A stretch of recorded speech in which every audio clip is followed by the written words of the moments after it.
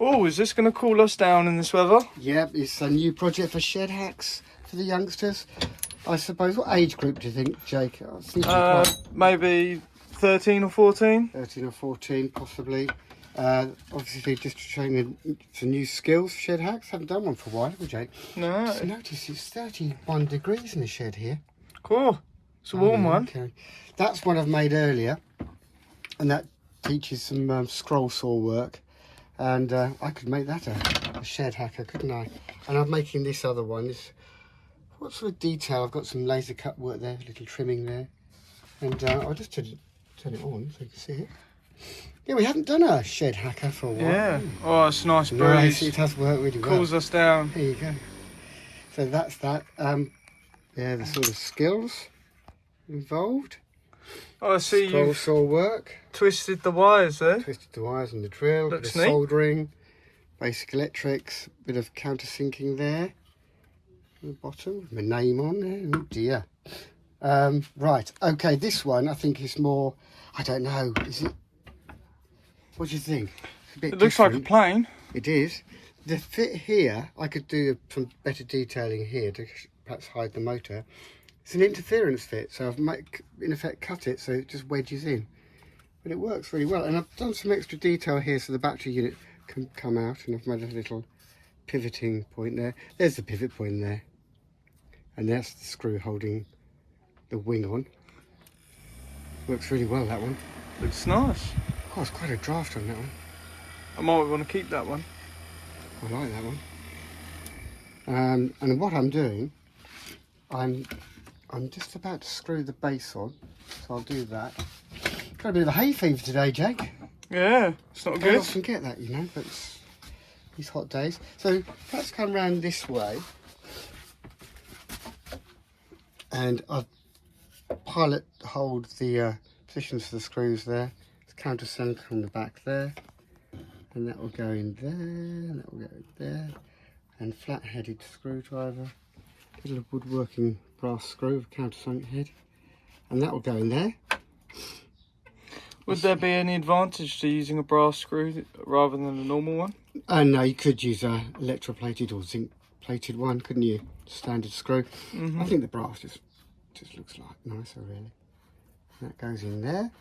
I'm going to have a little look at this and see if it works on the stand. I've tried to make the stand a little bit more decorative. Okay, and I've cut out that whole. Can you see that curve there, that radius? Yeah. I've used the coping saw to do that. There's the coping saw, and I've adjusted the blade at that angle so you can go round and the back of the frame doesn't then jam as you cut. So here we are. Right. Oh, there's my battery pack falling out. So that battery pack sits in there, and that goes. Yeah, I think that works really well. And of course, That's really neat. students or the youngsters can adjust the pitch of the blade, of course. I like that. I think that's pretty effective. That is. So that's that. So two projects there, different skills, I suppose, sort of similarities in both. What other details could I do? Maybe some details. Maybe drawing some decals on it. Yeah. So I could put perhaps a hole in here for the Yeah. cockpit area. There's the radius there. I might just move that back. So look, it's just over the top there. I quite like the dog and the cat though. Oh, Bit of neat. laser work there. So we've got the coping saw and the block plane. These are the tools I pretty well use. A flat-ended screwdriver, spade cutter, the pliers, range of drill bits, countersinking bit. I've twisted the wire. The force and a bit. Force and a bit there, Jake. There's force and a bit. Drilling the hole for the motor. Would that be instead of using that space? It's that or this. Now, Okay. if you're using any of those, obviously I'd get an adult to do that piece of work rather than the youngster tackling that job. There's a tenon saw for straight cuts and a chisel. You might use the chisel to make some little cuts where you're making some hollowing if things haven't gone quite so well on the scroll saw or the fret saw work. But the chisel probably isn't used for this project, actually, interestingly. Soldering iron? Soldering iron for soldering the motor wires onto the motor. and some wire strippers. A little bit of glass paper. What else do you need? I think that's, Well, that's about it. Obviously you need your setup and your vice, some decent vice drawers on there. Make sure they're kept neat. And I think that actually could look really cool. Don't you think? Yeah. Any Already other ideas looks there, good. Jake? What do you think? Shall I was going to show the students, don't we know, the dust is flying around in the wind, the use of this coping saw. So you can loosen the blade there to adjust the blade pitch. I'm going to put it there and then tighten that blade. If you come around this side, I'm just going to show them quickly how to you place it in there.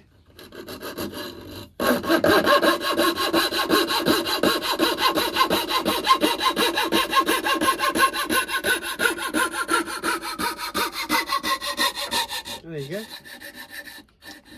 Getting it out is quite difficult because you normally go the full radius, so I won't try and break. Oh, I can get it. There you go. Very neat. So that's a little radius. That's how you use the coping saw. Keep the blade moving. Don't try and twist it as you go, otherwise the blade will just break. A little bit of tenon saw work. So there's the bench hook, which students and shed hackers will already know. And to cut this, obviously if you're cutting down the grain here, along the grain, it's actually quite tough to do. If you're cutting across the grain, it's much easier. So think about that when you design work. And that's how you start it off. So that's the straight cuts there. Yep. Caught that there. Coping saw is for curved cuts. Oh, bit of wire wool. A lot of people don't know this, but wire wool is actually quite good for doing some really fine smoothing. But go easy, make sure you get it all out, because when you varnish over it can actually rust and leave marks in the material. But yeah, wire wool is pretty good. I think initially start off with maybe 100 or 200 grit glass paper, and it varies, different colours. Normally indicate different grits. That was your amplifier project. That is. I thought we chucked that Yeah, you away. turned that on the lathe, very clever. Yeah, Bit of a few years lamination. ago now. Yeah, very good, that. There's my bit of eucalyptus wood. So, any other questions you think I need to tell them? I I've got don't. these. Oh, don't that one think there. so. I've used Oh, that. yeah. And be careful if you're using a drum sander like this. But they're quite okay on low speed. I use that to actually take out that radius, just to smooth that radius. But be very careful. I mean, you know, a lot of the time, actually, what you can do is actually place some glass paper. My dad used to show me this.